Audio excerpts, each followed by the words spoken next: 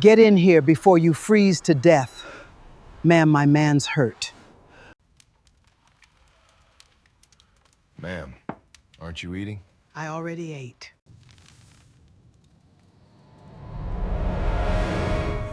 You're kidding me. I'm not here to repay you. I'm here because people like you change the world. Why are you being so kind? So what's what we do here? Don't forget to subscribe to our channel to continue the story. At Black Voice Stories, every story reveals a deeper truth about life, courage, and humanity. Subscribe now, and let's continue this incredible journey together. Night, the blizzard buried Harlow, Indiana. The temperature dropped to 41 below with wind chill, and the whole town shut down like a fist closing. And roads sealed over. Power blinked out street by street.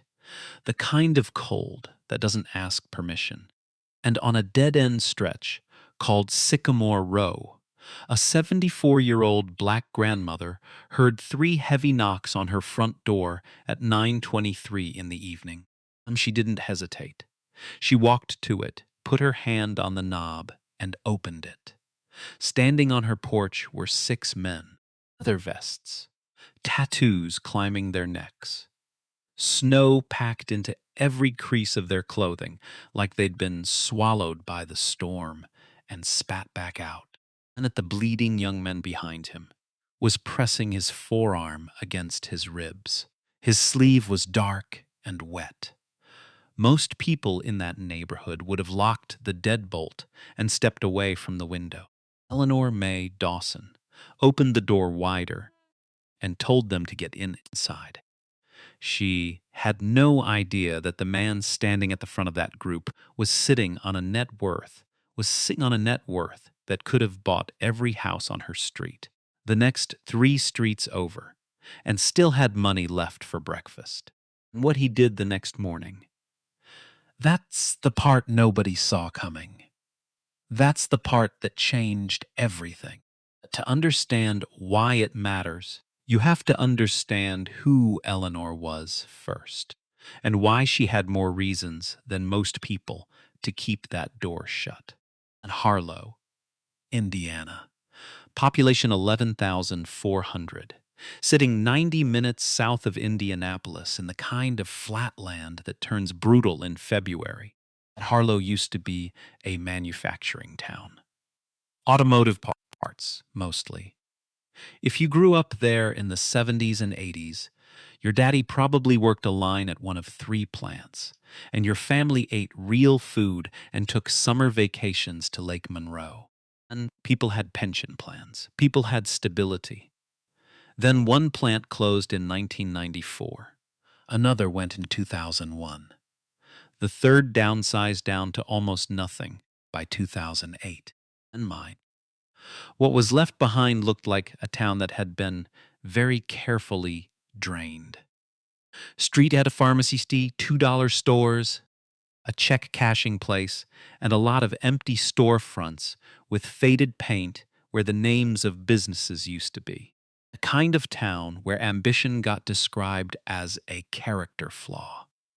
You could drive straight through Harlow on Route 46 in 11 minutes without touching a stoplight. Most people did. Eleanor Dawson lived in a cream-colored house on Sycamore Row that her late husband Raymond had purchased in 1981. And he'd paid $3,100 to $400 for it. He'd been proud of that number. Raymond spent every weekend he wasn't working turning that house into something worth being proud of. Built the sunroom off the kitchen with his own hands. Poured the concrete walkway himself in a summer so hot. Sussed, the neighbors said he'd lost his mind, and he had not lost his mind. He had a plan, and he worked it until the day the stroke took him 7 years ago, on a Thursday morning in April, while he was drinking his second cup of coffee at the kitchen table. Eleanor had been a school cafeteria manager for 29 years at Harlow Elementary. She retired at 67 when her knees gave her more grief than the paycheck was worth.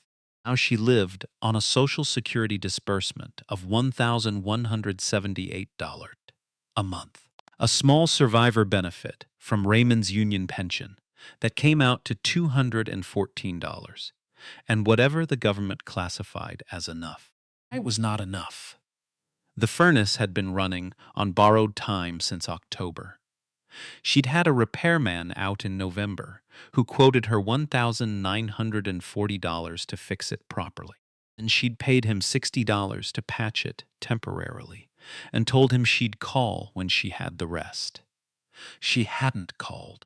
Instead, she ran a ceramic space heater in the living room and kept the oven going at 200 degrees with the door cracked, same as her mother used to do, same as she swore she'd never have to do. Then she taped the window gaps. She taped the window gaps with foam weather stripping from the hardware store. Some of it had pulled away from the frame, and she pressed it back every morning with the flat of her hand.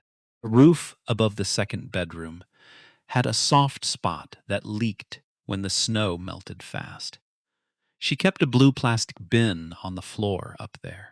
She knew exactly how full it would be in the morning without checking. There was $312, 47 in her checking account on February 13th, and she had a medical bill in the kitchen drawer, $1,870 from a visit to the Harlow Urgent Care in December for what turned out to be a respiratory infection. And she hadn't opened that envelope in 3 weeks. She knew what was inside. She just wasn't ready to look at it again yet. Here is what you need to understand about Eleanor Dawson, because this is the whole point. She never said a word about any of it, not to her neighbor Greta Simmons next door, not to the pastor at First Baptist, 2 towns over since her church merged, not to her daughter Pamela in Columbus, because Pamela had 2 kids, a car payment, and a marriage that was already doing enough work, holding itself together. Eleanor had a code she lived by, and the code was simple. You take care of what's yours. You stretch what you have. And while you're stretching it, you find somebody else to help. That was it. That was the whole doctrine. She watched Greta's grandchildren after school on Tuesdays and Thursdays, so Greta could take on an extra shift at the call center. And she left aluminum foil-covered plates of food on the front steps of the Tatum family. 3 houses down when she knew Mr. Tatum was between jobs. She never knocked, never waited for acknowledgement. Just set the plate down and walked home. She organized the only block cleanup Sycamore Row had seen in 4 years. Printed the flyers at the library computer. 7 people showed up. She thanked each one personally, like they had handed her something irreplaceable, because to her they had. Eleanor didn't have a smartphone. She had a landline, a radio she kept on the kitchen counter, tuned to 96, and 3 FM, and a television that got 6 channels, including 2 shopping networks she'd never watched once in her life. She had a tin of ginger snaps on top of the refrigerator that she kept stocked for when the neighborhood kids knocked. Then she had Raymond's photograph on the fireplace mantel, taken at his retirement party in 1998, grinning like a man who had everything. Then she talked to that photograph every morning. Just small things. The weather. What needed doing. The way you'd talk to someone sitting at the same table, even if they weren't talking back. A week before the storm, she told him, Raymond, they're saying this one's going to be something else. She was right. It was something else. The afternoon of February 14th, the sky turned the color of a bruise around 3 in the afternoon, and snow started before dark, heavy, fast, the kind of snow that doesn't drift, just drops straight down in thick curtains. The radio said a blizzard warning was in effect through the following morning. Wind chill forecast 38 to 43 below. The interstate north of Harlow was already closed by 6 p.m. Eleanor moved through the house with the quiet efficiency of a woman who had been handling things alone for a long time. And she filled every pot and pitcher with water in case the pipes froze. She checked the kerosene level in the space heater. Then she moved the blue bin under the second bedroom leak, made sure it was centered under the stain in the ceiling. And she stacked every blanket she owned on the living room couch. She made a pot of vegetable soup from a ham bone she'd been saving, 3 potatoes, half an onion, a can of diced tomatoes, and some dried thyme, enough for 2 or 3 days if she was careful. Then she did something she couldn't fully explain later. She went to the coat closet in the hallway, reached to the back behind the winter jackets, and pulled out Raymond's old work coat, dark green canvas, heavy wool lining. The name patch on the chest still said Ray. She carried it to the living room and laid it over the armrest of the recliner. "And for anyone who needs it," she said quietly. She didn't know why she said it out loud. She would understand by morning. Now here's where this story turns into something nobody could have predicted. 46 miles north of Harlow on State Road 37, 6 men on motorcycles were losing their battle with the storm. They were members of an independent riding club out of Terre Haute, a brotherhood that called themselves the Iron Covenant. Not outlaw, not criminal, just men who'd found in the rumble of a big engine and the geometry of a long road something they couldn't find anywhere else. Their president, a 54-year-old man named Clifton Briggs, had organized this ride specifically. It was a memorial run, every year on February 14th. They rode the same 140-mile route their founding member, Thomas, had ridden on their first ever club trip back in 2003. And Thomas had died of pancreatic cancer 11 months ago. He'd gone fast, too fast. Clifton had held his hand in the hospice room the last evening, and he'd promised Thomas they'd keep doing the ride. So they were doing the ride. The forecast had said snow after midnight. At 6:30 p.m., they were already riding through a wall of white. By 7, the road was pure black ice. Clifton's Harley went down first at 7:14 p.m. The front wheel caught a patch, and the bike went sideways, 780 pounds of steel skidding across glazed asphalt. Then he rolled twice and got up slow. His right knee was screaming. 2 bikes wouldn't restart. The cold had gotten into the batteries, frozen the fuel lines. Marcus, the youngest of the group at 26, had gone down on a patch of ice a half-mile back. His leather jacket had torn at the forearm. The gash was deep, still seeping, the sleeve stained black in the dark. His arm was going numb from the elbow down. No cell signal. The nearest tower had gone down with the ice 2 hours earlier. The GPS on Clifton's phone showed one town in range. Harlow, Indiana, 2 miles south. He looked at the men around him. Their faces were masked in frost. Clifton made the call. "We walk, push what we can, leave the rest." They buried 2 bikes in the ditch on the shoulder, covered them with branches best they could, and pushed 2 more, started south into the wind on foot. You need to understand what that means. Hypothermia in -40 wind chill. Exposed skin starts to fail in under 20 minutes. These men were wet from the road. Marcus was bleeding. The leather was doing nothing against that kind of cold. It was the kind of wind that goes through you like you're made of screen. Clifton walked at the front, and every 100 yards he turned around and counted heads. Nobody sits down, he said. You sit down out here, you don't get back up. Nobody sat down. It took them an hour and 53 minutes to reach the edge of Harlow. When they got there, every house on the first street was dark, empty or locked. They knocked on the door of the first house they saw light in, a porch light, motion activated, clicked on, and then the person inside turned it off from inside. They knocked on the second house.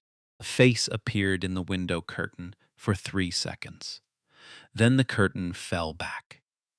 Marcus was shaking so hard he couldn't keep his hands still. Arnell's toes had gone white. They were losing time. Then Clifton saw it. Halfway down the dead-end street, at the very end of the block, a single warm light in a window, small, flickering, a candle. The only light on the street, Eleanor's house. And he walked up the porch steps with ice packed 2 inches thick into the soles of his boots. Every joint in his body was a complaint, and he raised his fist and knocked 3 times, hard. The storm door rattled in its frame. Inside, Eleanor heard it, and she set down her soup bowl.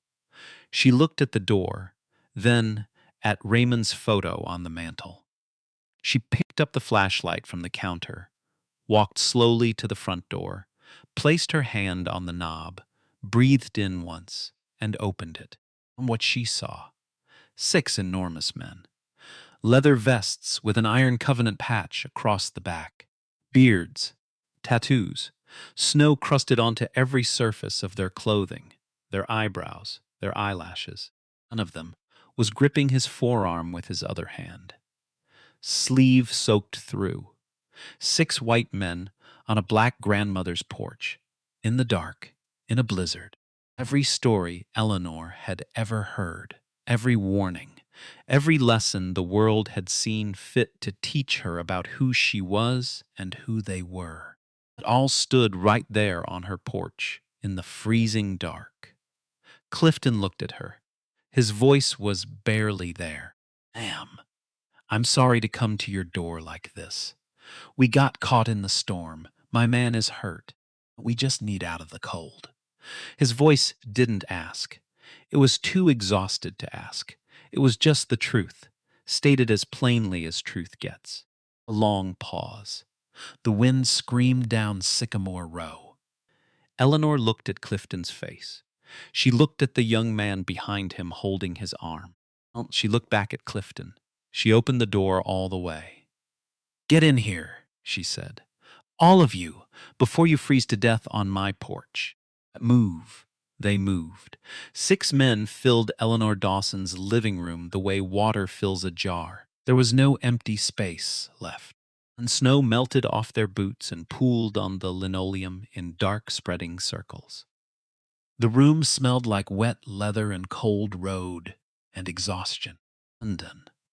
Eleanor didn't flinch. She looked at them the way a woman looks, at a problem she has already committed to solving.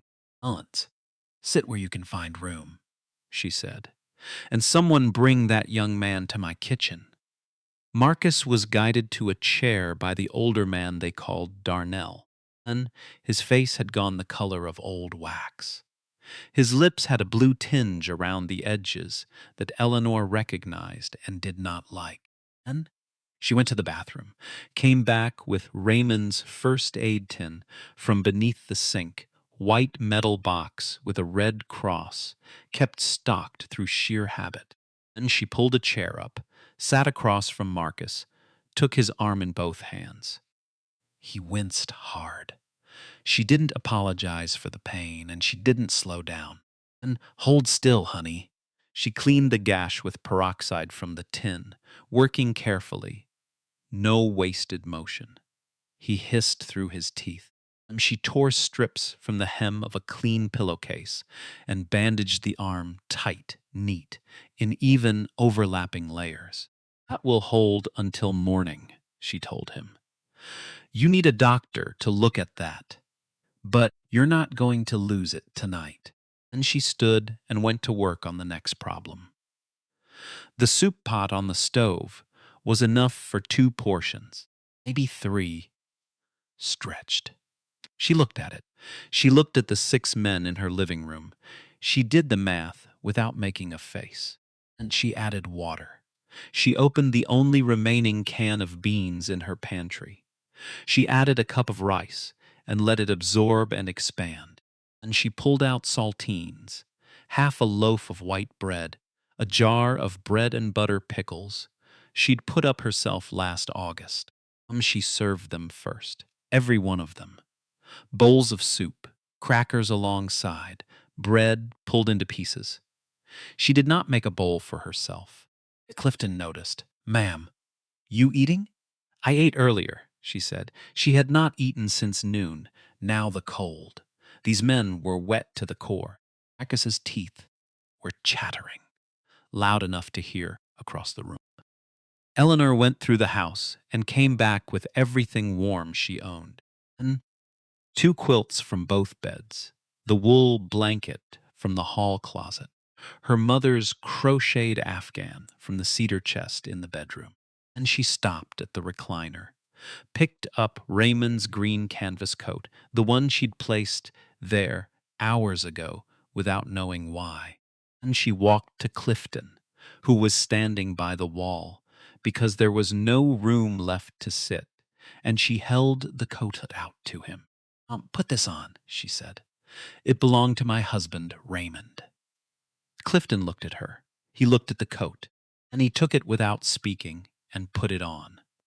His hands weren't quite steady when he did up the buttons, and it fit like it had been made for him. Then she looked at Darnell. His boots were off.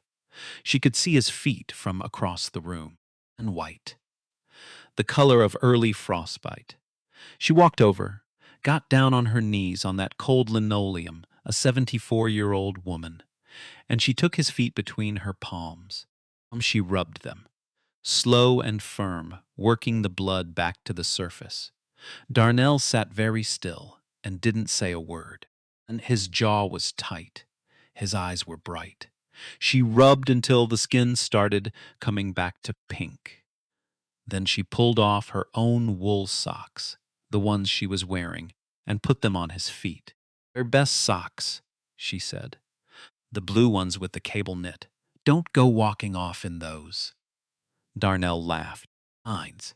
It was the first sound close to laughter any of them had made in hours. Clifton was watching all of this from the wall.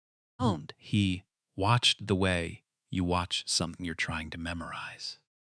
He saw the 3 plastic buckets lined up in the hallway under brown water stains on the ceiling, and saw the strip of weather stripping. He saw the strip of weather stripping hanging loose from the kitchen window frame. He felt the difference between the warmth near the space heater and the cold that crept in. Everywhere else, the absent presence of a furnace that wasn't running. He saw the photographs on the wall. Eleanor and Raymond on their wedding day in front of a church somewhere in Indiana. Eleanor, in a hairnet at a long cafeteria counter, surrounded by children who were all reaching toward her.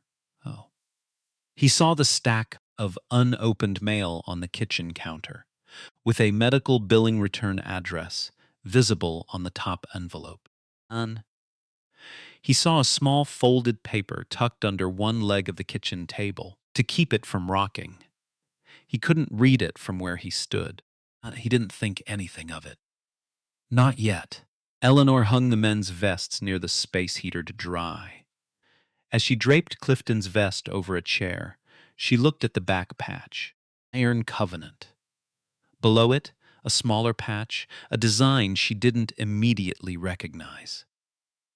An eagle and a gear, and some letters she couldn't fully make out in the candlelight, and she filed it away without comment. Then Clifton came and sat at the kitchen table, and the 2 of them talked the way strangers talk when they've been stripped down to the essential by circumstance.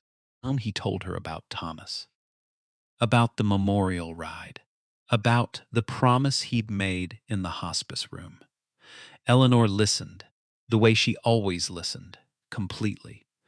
Like whatever was the most important thing being said anywhere. And she told Clifton about Raymond, about the sunroom he built by hand, about the concrete walkway he poured in August heat while the neighbors thought he'd lost his mind. Clifton smiled at that. Man knew what he was building, he said. She nodded. He always did. Marcus, arm bandaged, ate 2 bowls of soup and fell asleep in the recliner, still wrapped in Eleanor's mother's afghan. Arnell showed Eleanor a photo on his phone. His granddaughter, 3 years old, red curly hair, holding a stuffed rabbit almost as big as she was. Eleanor held the phone with both hands and looked at that photograph for a long time. Lord, she said, look at those cheeks.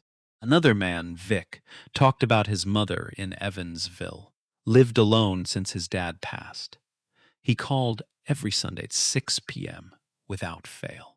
Eleanor nodded, like that was exactly right, because it was. By 1 a.m., the men were asleep, stretched across her floor, her couch, her recliner, and one of them curled half under the kitchen table with a quilt pulled to his chin. Behind, 6 large men in a small house made smaller by their presence. Eleanor did not sleep. She sat at the kitchen table with her hands around a coffee mug, kept the heater fed, watched the candle on the mantel, counted heads every half hour by the glow of the flashlight. And she kept watch over 6 strangers, the same way she'd kept watch over every child who had ever sat at her cafeteria counter, like they were hers. At 3:17 in the morning, she stood up, went to the kitchen, and made biscuits. From scratch. Last of the flour, last of the buttermilk. A pinch of sugar, 2 tablespoons of cold butter she cut in with a fork. Then she shaped them by hand and put them in the oven she'd been running for heat anyway. She set them on a clean cloth when they came out, covered them with a dish towel, left them on the counter. Then she went back to her chair and sat down and watched the candle until the light behind the taped plastic windows began to change from black to gray. Now hold on. Just stop for a second, because this woman was running on nothing. Not enough money, not enough heat, not enough food. And she made biscuits at 3 in the morning for strangers. If that doesn't say something about who Eleanor Dawson was, I don't know what does.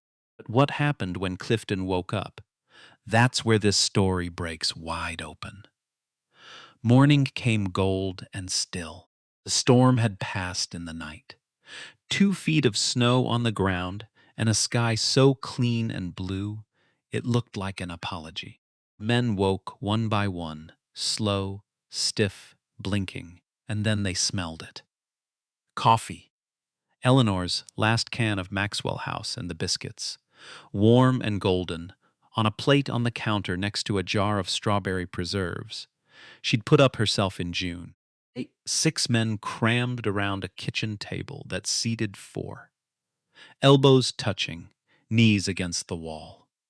They ate like men eating their last meal and their first meal at the same time, because that's what it felt like. And Marcus ate 3 biscuits. Darnell closed his eyes on the first bite of one and said nothing for 10 seconds.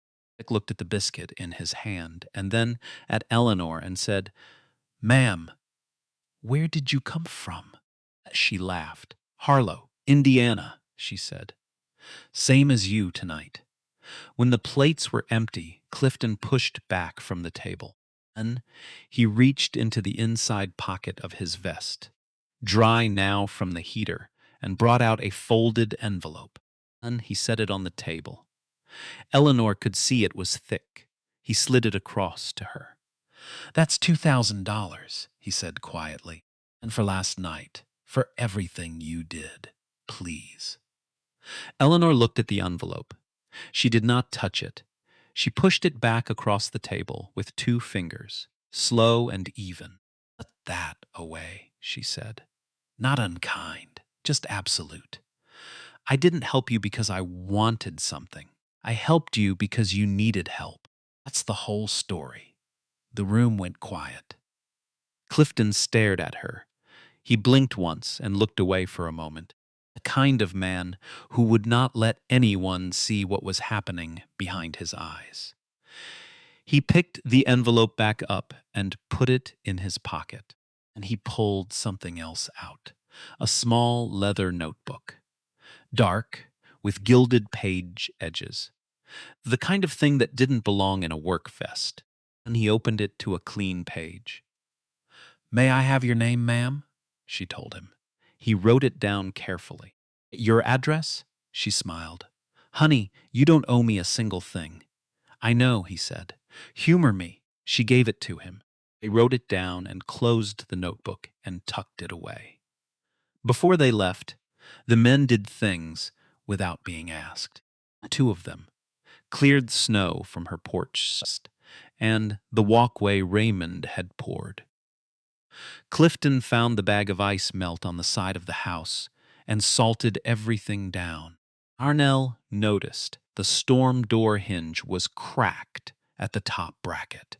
The door had been pulling wrong all winter, and he repaired it with a Leatherman from his pocket in 4 minutes flat. Didn't say a word about it, just did it. Heck found the loose gutter bracket at the corner of the roof line and reattached it with a screw. From a small kit he kept in his saddlebag, and Marcus was the last to leave. He stopped at the door, turned around, and held Eleanor's hand in both of his, the bandaged arm still wrapped in her pillowcase strips. "You remind me of my grandma," he said. His voice broke on the last word. Eleanor pressed her free hand over his. "You call your people when you get home. You hear me?" He nodded. He couldn't speak. He walked out. She stood in the doorway and watched the 6 of them go, and 6 figures in black leather moving pyung through white snow, growing smaller and smaller until the street curved and they were gone. And she went back inside, sat at the kitchen table, finished her coffee, talked to Raymond's photograph for a while. That was something, she told him. That was really something. For 3 weeks, nothing happened. Life returned to the same small dailiness it had always been, and she watched Greta's grandkids. She left a plate on the Tatum porch when she heard things were tight again over there. A bucket went back in the second bedroom. The tape on the windows kept peeling, and she kept pressing it down. And she told Greta about the bikers over tea, and Greta's eyes went wide enough to fall out. "Were you scared?" Aunt Greta asked. Eleanor thought about it. "No," she said. "They were just cold. That was enough for her." Then strange things started happening in sequence, and Eleanor Dawson started putting pieces together she hadn't known were a puzzle. And first, a delivery from Harlow Hardware. 2 5-gallon kerosene cans, full, left on her porch without a knock, already paid for. And she called the store. The clerk said. A man had phoned it in with a credit card. Wouldn't leave a name. Said to deliver to her address specifically. Eleanor told the clerk it must be a mistake. The clerk said, "No, ma'am. They said your exact name and address." Eleanor set the cans inside and stood in the kitchen, thinking. A week after that, a truck with a logo from a roofing company out of Indianapolis pulled onto Sycamore Row. 2-man crew. They knocked and told her they'd been contracted to conduct a complimentary inspection on her property. No charge.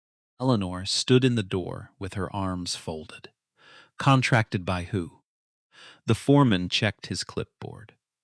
Client listed as Brixton Group Holdings. Eleanor had never heard of them. She let them up anyway. because the roof was leaking. They took measurements, photographs, made notes, thanked her, and left. That evening, Eleanor came back to the kitchen, sat down, and for the first time in months, she looked at the folded paper tucked under the leg of her kitchen table. She pulled it out. It was a page torn from a business magazine. She'd folded it up months ago, she'd salt-sent, when a stack of old magazines slid off the counter, and the table wobbled, and this was what she'd grabbed. And she smoothed it out on the table and read the title at the top. Midwest Quarterly, The Architects of Infrastructure. Below it, a row of photographs, business leaders, founders and executives in tailored clothing. She scanned the faces. She stopped. Heard from the left. Silver-cropped hair, broad shoulders. She's recognized the eyes immediately. She had looked into those eyes by candlelight on the worst night of the year, while the man they belonged to ate her biscuits.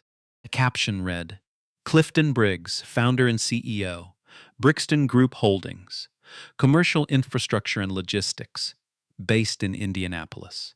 Annual revenues, $2. And $1 billion. Eleanor sat at her kitchen table for a long time without moving. She looked at the photograph. She looked at the place under the table leg where she'd been keeping it, creased and anonymous, for 3 months. And she started to laugh. She laughed until her eyes watered. She pressed her hand over her mouth. She looked at Raymond's photo. Baby, she said, you are not going to believe this. 12 days later, on a Tuesday morning at 10:41, a black Cadillac Escalade with chrome wheels and tinted windows pulled onto Sycamore Row, and Greta came to her window. A neighbor across the street pulled back her curtain. A vehicle like that didn't come down this street for good reasons, unusually. 2 men in dark wool coats stepped out of the back. Then the front passenger door opened and a man stepped onto the snowy street. And tall, silver hair, short and clean, broad shoulders in a charcoal top coat, polished shoes. He walked to the porch with the easy certainty of someone accustomed to walking into rooms and owning them. And he climbed Eleanor's steps. He knocked twice, gentle this time. Eleanor opened the door. She looked at the car. She looked at the men. She looked at his face. She took her time. Then she said slowly, well, the biker. Clifton smiled. Yes, ma'am. And he introduced himself the way you introduce yourself when the other person is owed the full truth of who you are. Clifton Briggs, founder and CEO of Brixton Group, Commercial Infrastructure and Logistics, 17 offices across 6 Midwestern states, 3,800 employees, 26 years of work that started with a leased warehouse in Terre Haute and 1 cargo van with a blown rear seal. That's who he was in the daylight. And 3 weeks ago, he was frozen solid on her porch. She looked at the Escalade and back at him, behind him. You're telling me you own a $2 billion company? He nodded without a flicker of self-importance. And that night I was just a man who was going to die in the cold if you hadn't opened your door. Eleanor held the door frame. The pieces were still settling. She understood now what the patch had been. Not a club design. A Brixton Group logo, an eagle inside a gear. She'd hung it by the heater to dry. She understood the leather notebook, the gilded pages. That was not a journal. That was a man who ran a company of 3 of 800 people managing his own schedule. And she understood the precise way he'd folded the quilt she lent him. The way a single look from him had made the other men sit up straighter. The way he held his boots. When he took them off at the door, toes together, heels aligned. She understood the magazine page under her kitchen table, and she looked at him. I was using your face to keep my table from wobbling, she said. Clifton put his head back and laughed. A real laugh, the kind you can't manufacture. Men by the escalade looked at each other.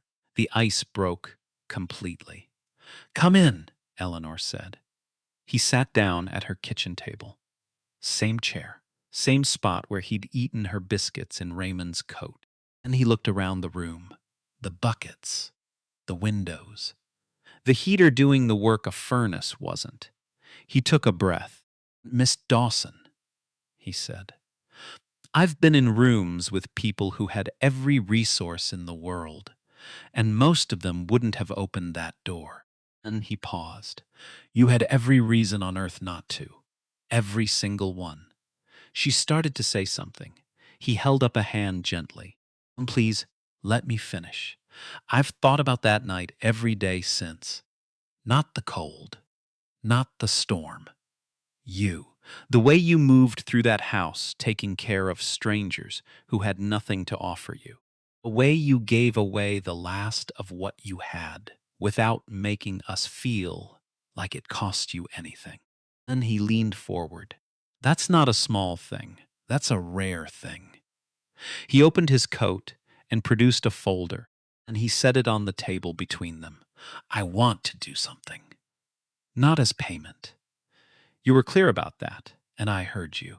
And he met her eyes, as recognition. For you and for this street. He opened the folder.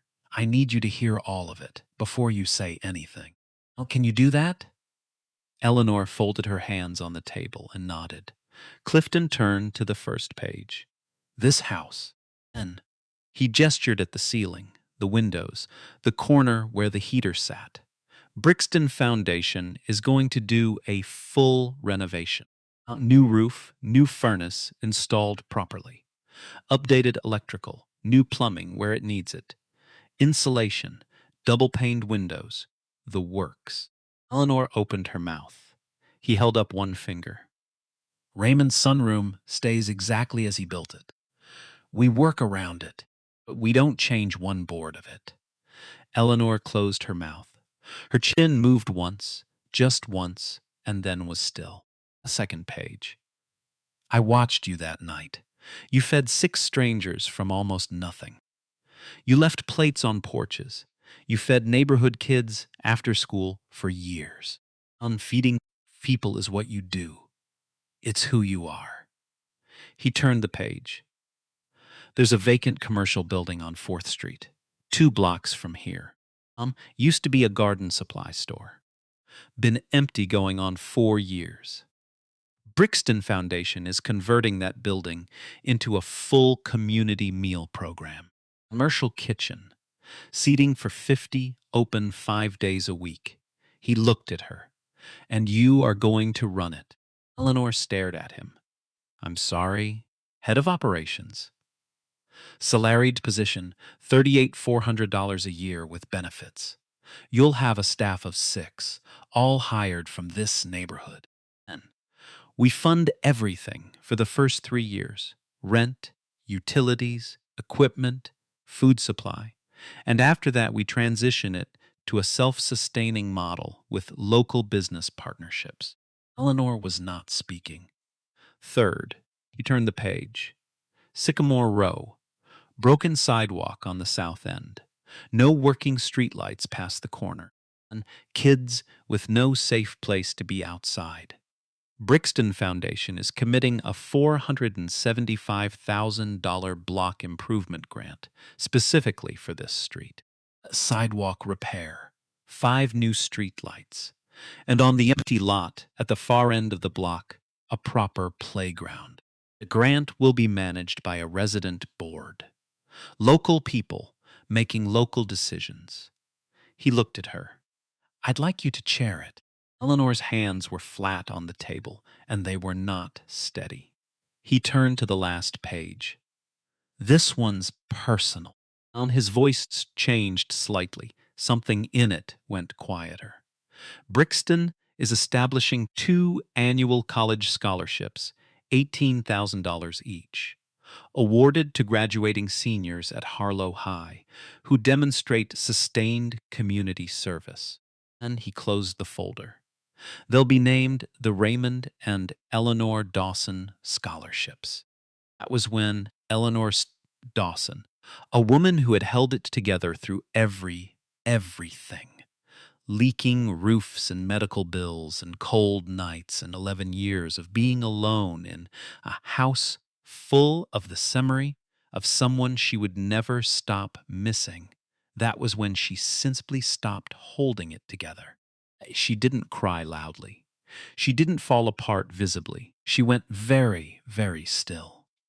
And the tears came down her face, quietly, one after another, the way water comes through a ceiling that's been holding it back too long.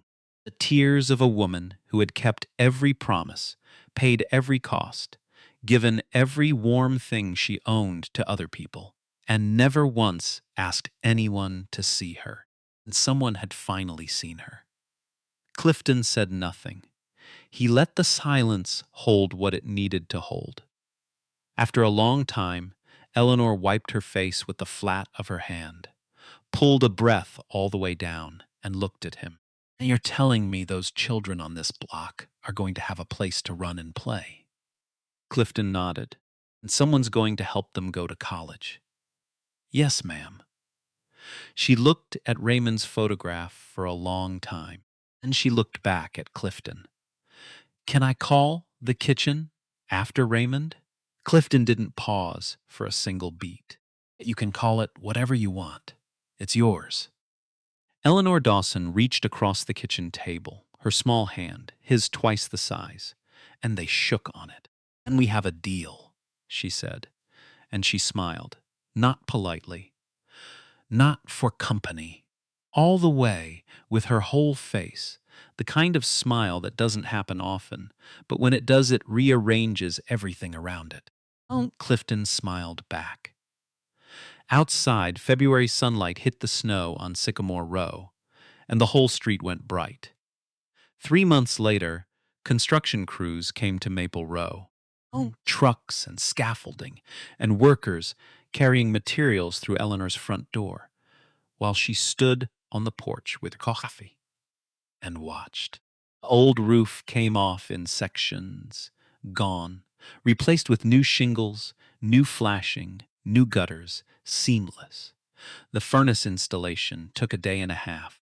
Eleanor stood over the floor, vent, the first afternoon it ran, and closed her eyes for 4 minutes. Just stood there. New windows went in, double paned, no more plastic sheeting, no more tape peeling away in the night cold. Plumbing, electrical, insulation packed into every wall cavity. And Raymond's sunroom stood exactly as he had built it, untouched, worked around with care, just as promised. Eleanor sat on that sunroom the morning after the crew finished. No coat needed, coffee in hand, looking at Sycamore Row. And she talked to Raymond's photograph, which she'd moved to the windowsill so he could see the street too. "We got a new roof, baby," she said. "And we got a new roof." 6 months after the night of the storm, the Raymond and Eleanor Dawson Community Kitchen opened its doors on 4th Street in Harlow, Indiana. The old Gardens Supply building was unrecognizable. Warm light, fresh paint, tables for 50, a commercial kitchen with a 6-burner range, and 2 industrial ovens that made Eleanor stand in the doorway the morning of the soft opening and put both hands on her cheeks. A hand-lettered sign hung above the front entrance, white letters on a dark green background. The Raymond and Eleanor Dawson Community Kitchen. Eleanor was there at 5:45 a.m. on opening day. She had an apron that said head chef, and she told everyone who asked that she was just warming up the stove. 212 people came through that first day. Single mothers from the East End who hadn't sat down to eat a meal they didn't cook themselves in months. And elderly men and women from the senior housing complex on Grant Street who had been eating alone in small rooms. Teenagers who showed up after school because the kitchen was warm and someone in there actually asked them how they were doing and waited for the real answer. Local news arrived. Reporter, camera, microphone. How does this feel, Miss Dawson? Eleanor looked at the camera. Feels like a Tuesday, she said. And we're feeding people. That's all. It aired that evening. Phones rang. Donations came from places Eleanor had never heard of. On the empty lot at the end of Sycamore Row, a playground went up. Not elaborate, perfect. A swing set, a climbing structure, rubber surfacing. The first day it was open, Greta's grandchildren were on it within 15 minutes, the screaming with joy at a volume that carried to Eleanor's porch. And she sat there listening to it with her eyes closed for a long time. A new street. New streetlights went up on the south end of the block. Sidewalks were repaired. For the first time in longer than most residents could remember, Sycamore Row looked like a street where people intended to stay. The first Raymond and Eleanor Dawson's scholarship were announced at Harlow High School in the spring. One went to a girl named Destiny Holbrook, first in her family to apply to a 4-year university, planning to study social work. The other went to a boy named Trevor Gaines, who wanted to study urban planning and come back to rebuild towns like Harlow. Eleanor presented the awards at the assembly. She stood at the podium with her hands folded on the lectern and looked at those two young people. Your job isn't to pay this back, she said. Your job is to pass it on. The auditorium went so quiet you could hear the ventilation, and it went the other direction.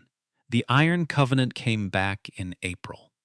Clifton, Marcus, Darnell, Vic, all of them, leather vests on, rolling up Sycamore Row on a clear Saturday morning to eat at the kitchen that their worst night had helped build.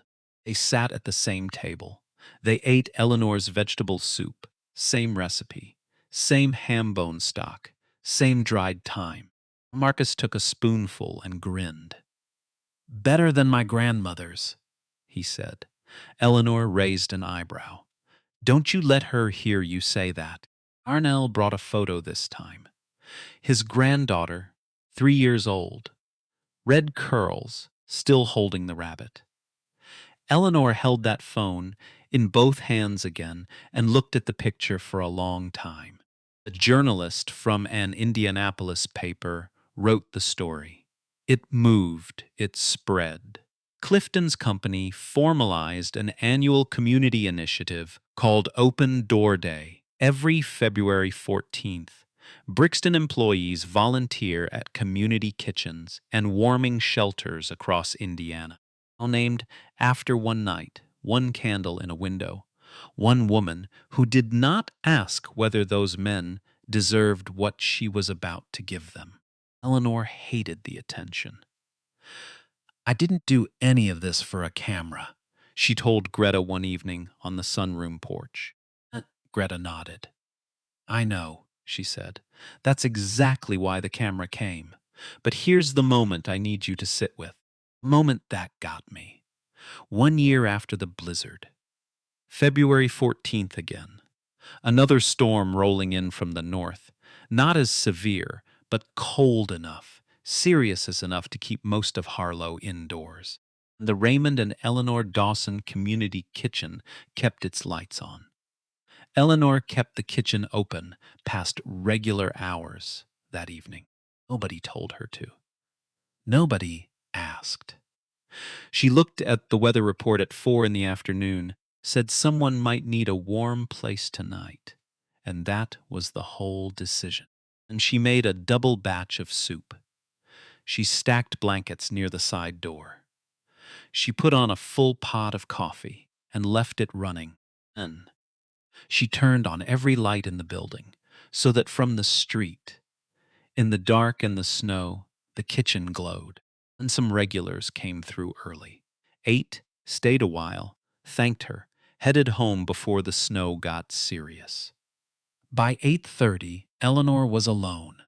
She stood at the counter drying bowls that were already dry, listening to the wind work at the windows. At 9:07 p.m., someone knocked. Eleanor set down the bowl. She walked to the door. She opened it.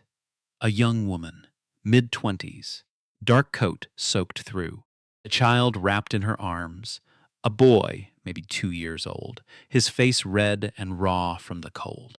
She was shaking. Her voice, when she found it, was barely there. "My car broke down," she said, "on the highway. I walked. I saw the light." She was crying, not from sadness, but from the specific relief of finding safety after you'd already accepted you weren't going to. Eleanor didn't hesitate, not for half a second. Same voice, same words, 1 year later. "Get in here before you freeze to death." And she took the child first, wrapped him in a blanket from the stack, settled him in a chair by the warmest vent, and she heated soup, poured coffee, called a tow company. Then she sat down across from the young woman and let her cry herself out. Let her breathe. Let her get warm. Didn't rush any of it. The woman looked at Eleanor through wet eyes. "And why are you being so kind to me?" Eleanor looked at her steadily. "Somebody knocked on my door once," she said. "A long time ago. In a storm just like this one. And somebody opened it." She paused. "This is just what we do here."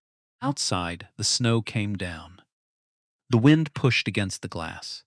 But inside, warm light, warm soup, 2 women at a table, and a child asleep in a chair with a blanket tucked around his chin.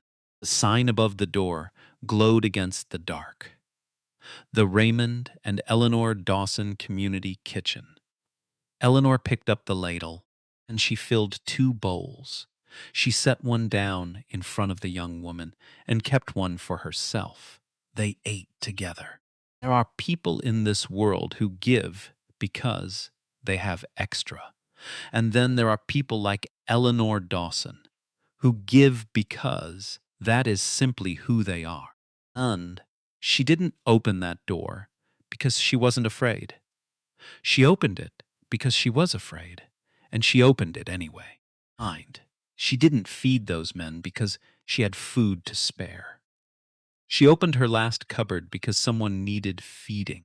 And she didn't keep the kitchen open late that night because she was compensated for it. She kept it open because she looked at the weather and thought about who might be out in it. That kind of person doesn't ask whether you deserve what they're about to give you. They already made that decision. They made it before you knocked, before the storm, before you were even a possibility. You don't have to have a lot to give a lot. She said that to a child at her kitchen table. Once she meant it then. She proved it before sunup that February morning. And somewhere in Harlow, Indiana, a playground is loud on a Saturday afternoon, and 2 kids are heading toward college who might not have gotten there otherwise. And a street that used to look like something to drive through without stopping looks now like somewhere people intend to stay. Because a woman heard 3 heavy knocks at her door at 9:23 on the coldest night of the year, and she thought, well, let's see what this is about. And she opened it. If this story moved you, leave a like so more people can find it. And share it tonight with someone who needs to be reminded that there are still people like Eleanor in the world. Subscribe so you don't miss the next one. These stories exist. We just have to look. This story is a fictional narrative inspired by real acts of human generosity and community. And all names, characters, and specific events are fictional and created for storytelling purposes. Any resemblance to actual persons or events is coincidental. This content is intended to celebrate the values of compassion, dignity, and community.